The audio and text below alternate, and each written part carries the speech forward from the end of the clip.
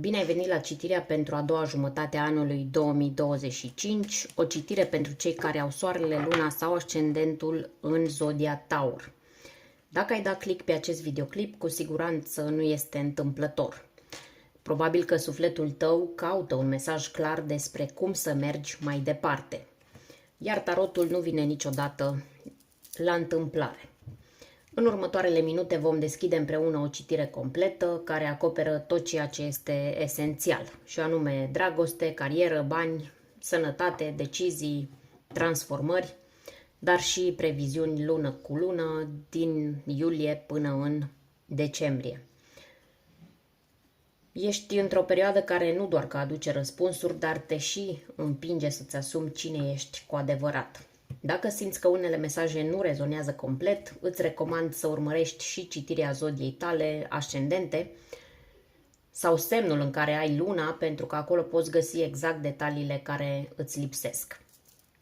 Hai să vedem acum cum arată energiile tale din iulie până în decembrie. Vom extrage câte o carte pentru fiecare domeniu cheie din viața ta, apoi completăm cu o privire rapidă lună de lună. Pentru a vedea care este energia generală, care este direcția în care mergi și lecția principală a perioadei, vom folosi doar arcanele majore dintr-un alt set de cărți. Avem aici justiția ca energie generală pentru tine în a doua parte a anului. Mai avem 7 poziții în această etalare. Am să ți le spun imediat care sunt. Mai amestec puțin, deși am amestecat și înainte cărțile. În ceea ce privește planul afectiv, vedem ce se întâmplă, fie că ești singur, fie că ești într-o relație. Aici avem regina de monede. În carieră, vedem cum se așează lucrurile, în munca ta, în proiectele tale și vedem dacă ai parte de stabilitate financiară. Aici a ieșit soarele. Steaua ne vorbește despre ceea ce vine în plan material, despre câștiguri, despre cheltuieli sau blocaje. Așa, la poziția 5-a vedem ce are nevoie de atenție în corpul tău și în echilibrul tău emoțional. Regele de monede reprezintă sănătatea. O secundă să le dau la o parte. Apoi, poziția 6-a, regele de cupe, ne spune ce trebuie să lași în urmă ca să poți merge cu adevărat mai ușor înainte. Cu asul de monede vedem unde ajungi până în decembrie, care este rezultatul muncii tale. Și ultima carte, 10 de cupe, este un mesaj din partea universului, din partea ghizilor tăi spirituali. Poate fi un sfat, o revelație sau un semn. Am să-ți spun exact când ajungem la această carte. Iar acum, pentru că vrem să separăm cele două situații, cei singuri și cei într-o relație, hai să clarificăm regina de monede din această poziție care reprezintă dragostea pentru tine în a doua parte a anului 2025. Clarificăm întâi pentru cei singuri.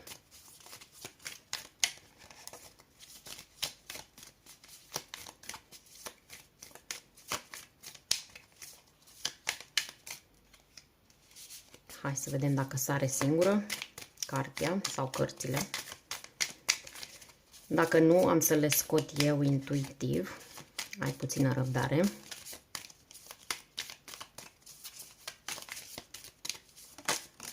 Ia te uită, avem 5 de monede pentru cei singuri. Hai să vedem și pentru cei într-o relație care este clarificarea. Ia. Avem roata destinului. Perfect. Haideți să începem. În următoarele 6 luni, energia generală care te însoțește este reprezentată de cartea Justiția. Așa, să se vadă bine. Asta înseamnă un singur lucru. Înseamnă că adevărul iese la suprafață, fie că îți place, fie că nu. În plan concret, justiția poate însemna o decizie legală sau o decizie administrativă, poate însemna o împărțire clară a responsabilităților sau poate reprezenta o concluzie în ceva ce a fost blocat, a fost confuz sau nedrept. Este posibil ca cineva să primească exact ceea ce merită, inclusiv tu. Dacă ai trecut printr-o situație în care ai fost tras pe dreapta, ai fost neapreciat sau tratat incorect, în această perioadă balanța se reechilibrează.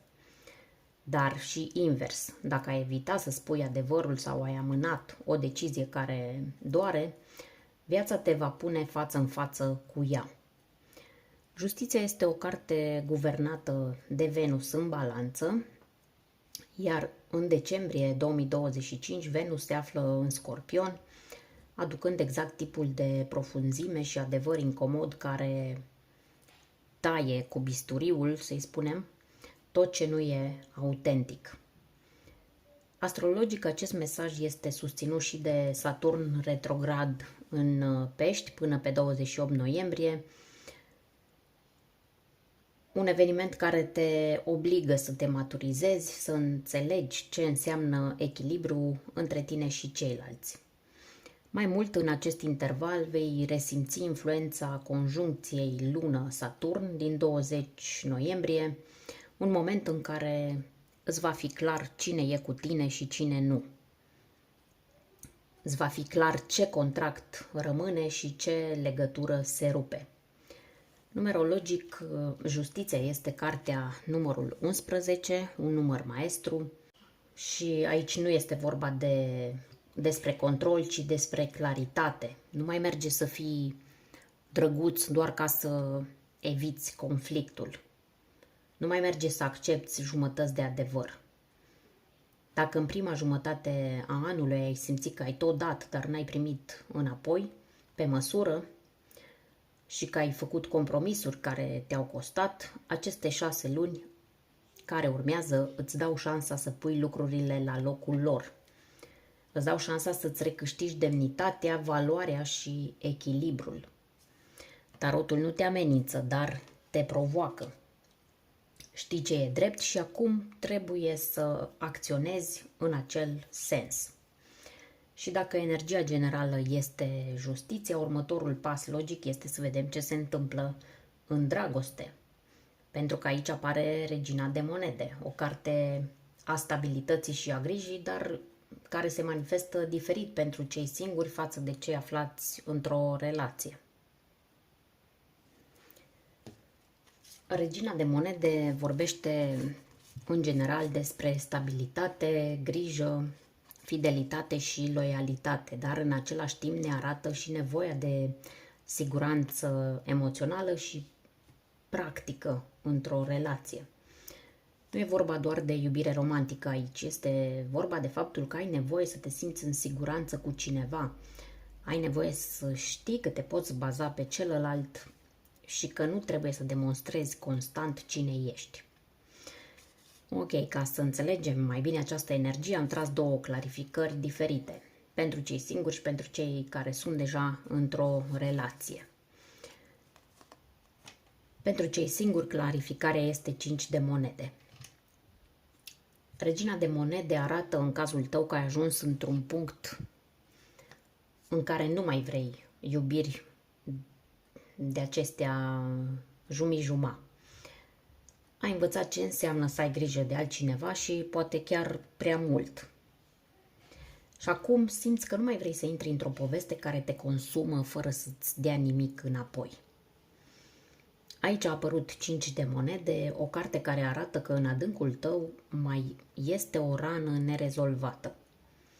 Poate ai fost abandonat într-o relație, poate ai trecut printr-un refuz care ți-a afectat încrederea în tine.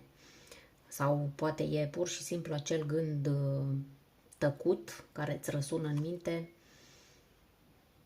întrebarea aceea permanentă dacă ești suficient de bun ca să fii iubit așa cum meriți.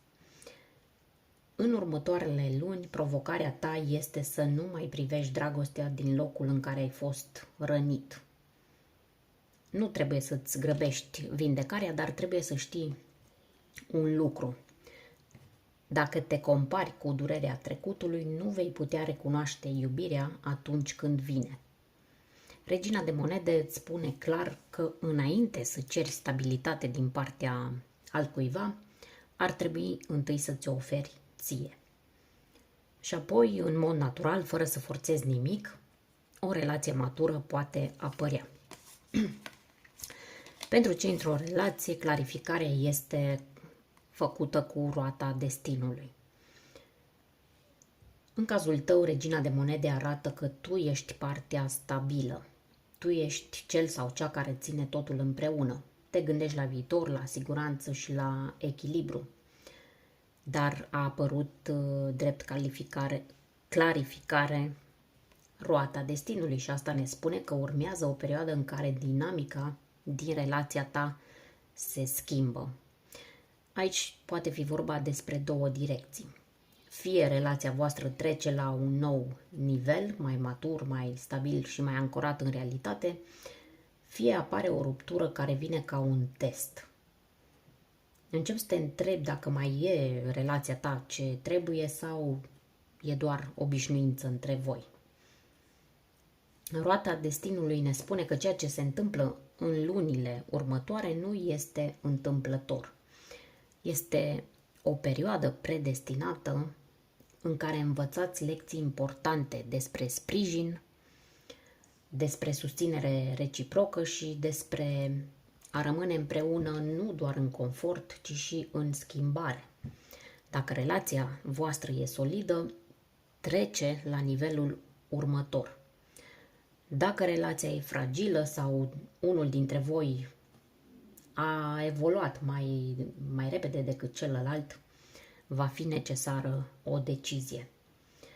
Nu neapărat o decizie de despărțire, dar va fi cu siguranță o recalibrare clară. Un lucru e sigur că ce rămâne după această perioadă rămâne pentru că este real. Hai să vedem ce urmează în carieră, pentru că aici apare Soarele, o carte care îți dă speranță, vizibilitate și poate chiar o recunoaștere pe care o așteptai de mult. Aceasta este una dintre cele mai bune cărți pe care le poți primi în zona profesională și este o carte care vine ca un semn clar că în lunile următoare lucrurile încep să se miște în favoarea ta. Dacă ai deja un loc de muncă, Soarele îți aduce un moment în care eforturile tale devin vizibile. Poate primești o apreciere din partea superiorilor, poate primești o ofertă mai bună sau pur și simplu încep să se așeze roadele muncii tale. Va fi o perioadă bună pentru asumarea unui rol mai vizibil, pentru creșterea veniturilor sau pentru a ieși din umbră după o perioadă în care te-ai simțit trecut cu vederea. Dacă ai simțit că că dai mult și primești puțin, tarotul îți spune că asta se schimbă. Dar trebuie să ai curajul să ieși în față, să-ți susții punctul de vedere, pentru că nimeni nu-ți va recunoaște valoarea dacă tu însuți o ascunzi. Dacă nu ai un loc de muncă în acest moment, Soarele e un semn că o oportunitate clară apare până la sfârșitul anului. Poate fi un nou loc de muncă, poate fi o colaborare sau o activitate independentă care îți aduce bani și vizibilitate. Dar important este să nu stai pe margine și să aștepți să te caute cineva pe acasă, să-ți ofere o șansă. Ieși din izolare, aplică, mergi la interviuri, întreabă, cere, propune. Energia Soarelui te susține, dar trebuie să faci primul pas. Aceasta este o carte care îți spune că ușa e acolo, e deschisă, dar trebuie să o vezi și să intri. Așadar, dacă ești fără loc de muncă, nu te mai lăsa doborât de gânduri negative. Ai în față o perioadă favorabilă, dar cere acțiune și curaj. Indiferent de situația în care te afli, pentru toată lumea soarele mai înseamnă ceva important, înseamnă claritate. În următoarele luni o să vezi foarte limpede cine te susține cu adevărat în carieră și cine doar îți consumă energia. E o perioadă excelentă să te desprinzi de un mediu toxic sau de o colaborare care nu te mai reprezintă. Dacă ai o activitate independentă sau un proiect personal, soarele îți spune să continui, să nu renunți acum. Rezultatele se văd dacă rămâi consecvent. Așadar, ai ocazia să ieși în evidență, să-ți recâștigi încrederea și să vezi un progres real. Dar ține minte că soarele luminează tot. Luminează și partea bună, dar și ceea ce nu mai merge. Așa că în următoarele luni ai grijă cu cine colaborezi. Dacă colaborarea e reală, se consolidează și dacă e falsă, se rupe. Hai să mergem mai departe și să vedem cum se leagă toate acestea și cu partea financiară. Pentru că în zona banilor a apărut Steaua, o carte care inspiră.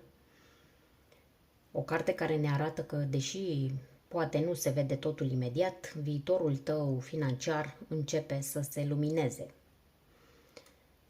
Așadar, în zona banilor, această carte îți aduce un mesaj de liniște. Chiar dacă nu vezi rezultate imediat, ești pe drumul cel bun. Steaua este o carte a speranței, o carte a încrederii că după o perioadă de instabilitate sau nesiguranță, lucrurile încep să se echilibreze. Nu e o carte a norocului brusc sau a câștigurilor din senin, asta e clar. Dar e o carte care îți spune că banii vin. Vin treptat, dar sigur. Și dacă ții direcția, vei ajunge acolo unde vrei. Pentru unii tauri, această carte apare după o perioadă în care ori ai pierdut un venit, ori te-ai simțit nesigur cu cheltuielile sau ai avut parte de stres financiar. Steaua spune că nu trebuie să disperi. Ai resurse, poate că nu sunt toate vizibile acum, dar apar. Ori apare un sprijin neașteptat, ori primești o plată la timp, ori ai parte de o oportunitate care pare mică, dar se dovedește stabilă pe termen lung. Dacă lucrezi într-un domeniu creativ, într-unul spiritual sau ceva care ajută oamenii, Steaua îți spune că ești pe drumul corect, chiar dacă nu vezi încă toate rezultatele în contul tău bancar. Ceea ce construiești acum se va vedea la final de an. Important este că Steaua e și un semn de încredere. Ai grijă cum gândești despre bani. Dacă spui mereu că nu-ți ajung banii, că nu îți permiți să-ți cumperi cu tare lucru, nu ai cum să faci ceva din cauza lipsei de bani, atunci atragi lipsa. Dacă înveți să vezi fiecare pas mic ca pe un progres, atunci atragi abundența. În astrologie, Steaua este conectată cu zodia Vărsător, iar în noiembrie 2025 ai tranzite importante exact în această zonă, tranzite care pot aduce clarificări în zona contribuției tale, ce oferi tu celorlalți și cum primești înapoi. Urmează acum o poziție foarte importantă. În zona sănătății și echilibrului tău personal a ieșit regele de monede, iar asta poate fi un mesaj extrem de concret pentru corpul tău, energia ta și stabilitatea ta generală. Înainte să trecem mai departe, vreau să îți spun ceva important și anume că această citire nu înlocuiește un consult medical și nu face promisiuni în zona sănătății fizice. Dar tarotul ne poate ajuta să înțelegem mai bine unde ne epuizăm, unde ignorăm semnale sau cum să ne recăpătăm echilibrul fizic. Și nu doar fizic, ci și mental și emoțional. Acum hai să vedem ce spune cartea ta, Regele de monede. Aceasta este o energie de pământ. O carte care reprezintă zodiile de pământ ca și tine. Și vine cu un mesaj clar. E momentul să ai mai multă grijă de tine, de corpul tău, de rutina ta, de stabilitatea ta de zi cu zi. Regele de monede nu e bolnav, dar poate deveni supra-solicitat. El duce multe, tace mult și rare ori cere ajutor. Așa că dacă în ultimele luni te-ai simțit obosit, lipsit de energie sau ai pus mereu pe alții pe primul loc, corpul tău începe să tragă semnalul de alarmă. Pentru unii tauri această carte arată nevoia de mai mult somn, o alimentație mai echilibrată și o pauză reală de la griji. Nu e vorba de boală aici, e vorba de prevenție. Ai nevoie de rutină, de organizare și de limite sănătoase. Corpul tău nu e un robot. Ai grijă de el așa cum ai grijă de alții. Pe partea emoțională, această carte indică și un risc. Riscul de a te bloca în griji legate de bani, de muncă sau de responsabilități și să uiți că liniștea ta interioară e la fel de importantă ca tot ceea ce construiești pentru ceilalți. Dacă ești mai în vârstă sau treci printr-o perioadă cu tensiuni fizice legate de spate, glezne sau coloană, nu amâna investigațiile. Regele de monede susține tratamentele de lungă durată și echilibrul prin metode clasice, inclusiv prin alimentație, suplimente sau terapie fizică. Hai să vedem acum și ce vrea să ne spună Regele de cupe, care a ieșit în poziția care ne arată ce ai de lăsat în urmă. Aceasta este o carte care vorbește despre control emoțional, despre răbdare, diplomație, dar și despre emoții reprimate sau neexprimate. Asta înseamnă că în ultimele luni, poate chiar în ultimii ani, ai avut tendința să ții în tine tot ceea ce simți. Să nu spui când te doare, să nu arăți când ești supărat, să pari mereu calm, echilibrat, matur, chiar și când în interiorul tău era furtună. Tarotul îți transmite acum un mesaj foarte clar. E timpul să nu mai ții totul în tine. Nu mai e cazul să porți o mască de om puternic dacă în spate te simți singur, obosit sau neînțeles. Adevărata maturitate emoțională înseamnă să-ți recunoști sentimentele, nu să le ascunzi. Regele de cupe în această poziție mai poate arăta și o persoană din trecutul tău, cineva care a știut să joace rolul calmului înțelept, dar care nu și-a asumat cu adevărat emoțiile sau relația cu tine. Poate că ai fost prea tolerant, poate ai oferit prea mult, poate ai acceptat lipsa de implicare din partea altcuiva. Așadar, ce trebuie să lași în urmă? Trebuie să lași în urmă falsa echilibrare. Trebuie să lași în urmă relațiile în care doar tu ești cel matur. Sau situațiile în care ignori nevoile doar ca să nu provoci un conflict. În următoarele luni vei învăța să spui ce simți fără să te simți vinovat. Și poate pentru prima dată vei învăța să pui și tu o limită sănătoasă. Acum la poziția 7 vedem unde ajungi până în decembrie. Aici avem asul de monede. Se pare că până la finalul lui 2025 ajungi într-un punct stabil și promițător. Cu acest as de monede vedem un semn clar că vei avea un nou început concret, fie în carieră, fie într-o relație serioasă, fie în viața ta personală. Aceasta este una dintre cele mai bune cărți atunci când vorbim despre rezultate. Aceasta nu e doar o speranță, nu e o fantezie, este ceva real care prinde contur. Poate fi o ofertă, o mutare, o investiție sau o șansă de stabilitate pe termen lung. Această carte îți spune că tot efortul pe care l-ai făcut în ultimele luni începe să dea roade. Dar trebuie să ții minte un lucru. Asul este o sămânță, nu un copac. Ce primești până în decembrie este începutul. Dacă ai grijă de el, crește frumos. Dacă îl neglijezi, ghici ce? Se usucă.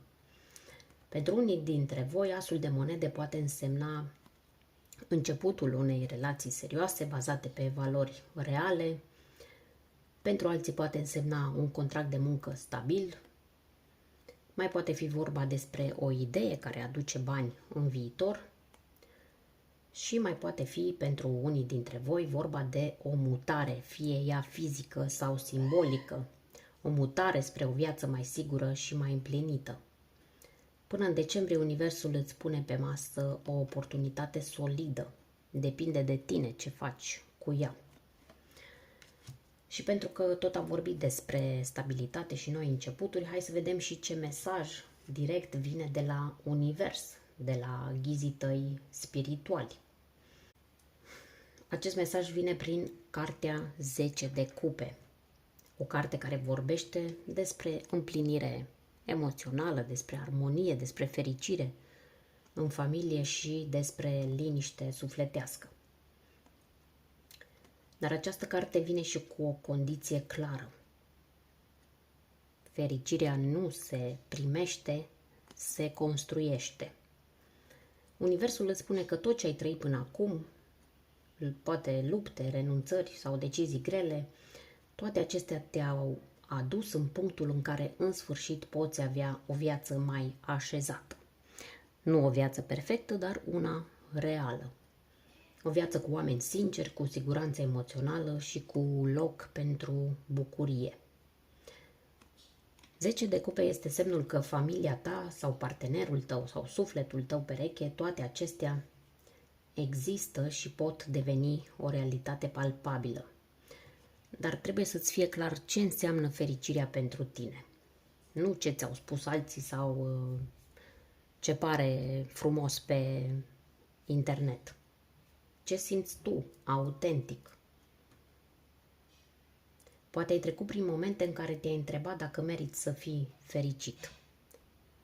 Te-ai întrebat dacă vei avea parte de o familie unită, de un partener adevărat, de stabilitate acolo unde a fost doar haos. Tarotul îți spune că da, meriți, dar trebuie să rămâi pe drumul tău, să nu te mai întorci în trecut și să construiești clipă cu clipă ceea ce vrei să devină viața ta. Mesajul acestei cărți este unul simplu și puternic.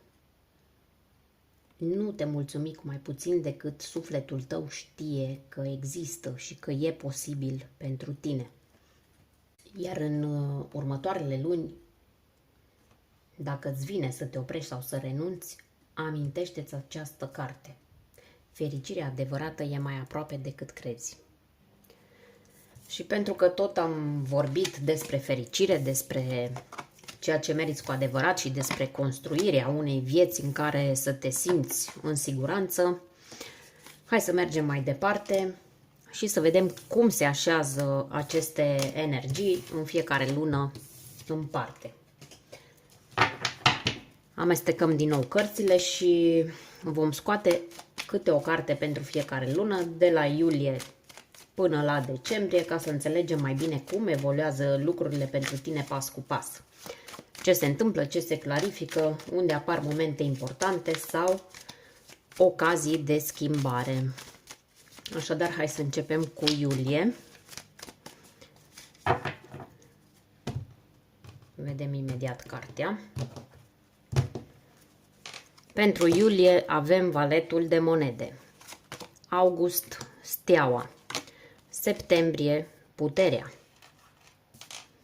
Octombrie, 7 de bâte. Noiembrie, asul de bâte. Și decembrie, 9 de cupe. Se pare că închei bine anul, la citirea generală ai avut mesajul din partea Universului 10 de cupe. Perfect. E ca și cum Universul te întreabă, tu știi ce te face fericit? Pentru că dacă știi, până la sfârșitul anului poți ajunge exact acolo. Hai să vedem acum lună cu lună cum se așează lucrurile pentru tine în perioada iulie-decembrie. În iulie, cu valetul de monede, se pare că începe o etapă nouă în zona carierei sau a banilor. Poate este un nou loc de muncă, o oportunitate mică, o colaborare sau chiar o idee care îți poate aduce stabilitate pe termen lung. Ideea este să nu te grăbești, dar să iei în serios ceea ce apare, pentru că valetul de monede este ca o ușă care se deschide încet, dar care poate duce departe. În august ai primit steaua. Se pare că luna august este o lună de speranță și vindecare. În august îți recapeți încrederea în tine sau într-o situație care părea pierdută. E foarte posibil să simți o ușurare, să apară un semn că ești pe drumul corect. Steaua îți spune să ai răbdare pentru că visul tău are nevoie doar de timp. În septembrie, puterea. În această lună vei fi pus la încercare, dar nu în sens negativ. Ai nevoie de răbdare, de autocontrol și de echilibru în decizii. Vei avea mai multă încredere în tine, dar vei învăța să-ți folosești forța fără să te impui agresiv. Este o lună în care demonstrezi cine ești cu adevărat. Apoi, în octombrie, cu 7 de bâte, se pare că această lună vine cu o energie de luptă. Trebuie să-ți susții punctul de vedere, să te aperi sau să-ți protejezi ceea ce ai construit. Poate unii nu vor fi de acord cu alegerile tale sau poate simți că trebuie să reziști în fața unor presiuni. Dar dacă ești ferm și sincer cu tine, nu ai de ce să te temi. În noiembrie, asul de bâte. În noiembrie primești un impuls puternic. Îți vine o idee, ai parte de un început, o veste, primești o veste bună. Asul de monede aduce entuziasm, curaj și motivație. Poate fi începutul unui proiect, o nouă pasiune sau o energie care te scoate complet din stagnare. Profită de acest val și nu-l lăsa să treacă pe lângă tine. Iar în decembrie încheie anul cu 9 de cupe, o carte care vorbește despre satisfacție, mulțumire și dorințe care se împlinesc. Nu e neapărat o lună agitată sau cu evenimente mari, dar e o lună în care te simți bine cu alegerile făcute. Poate îți dai seama că ai nevoie de mai puțin decât credeai ca să fii împlinit, dar acel puțin e exact ceea ce îți aduce liniște.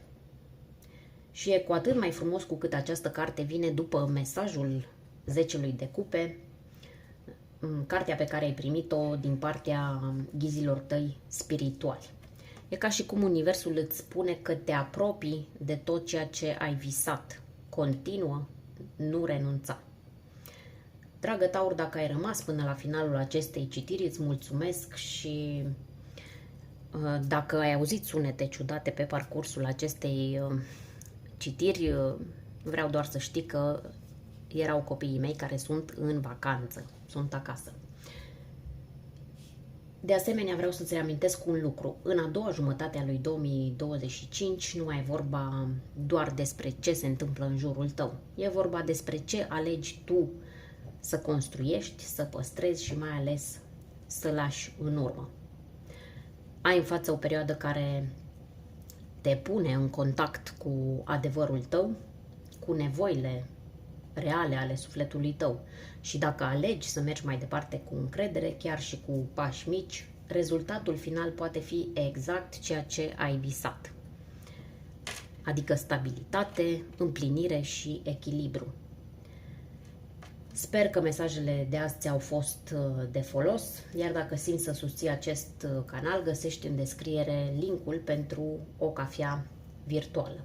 Până data viitoare îți doresc o perioadă cu alegeri clare și pași sigur și să nu uiți că tu decizi cât valorezi. Să ne reauzim cu bine!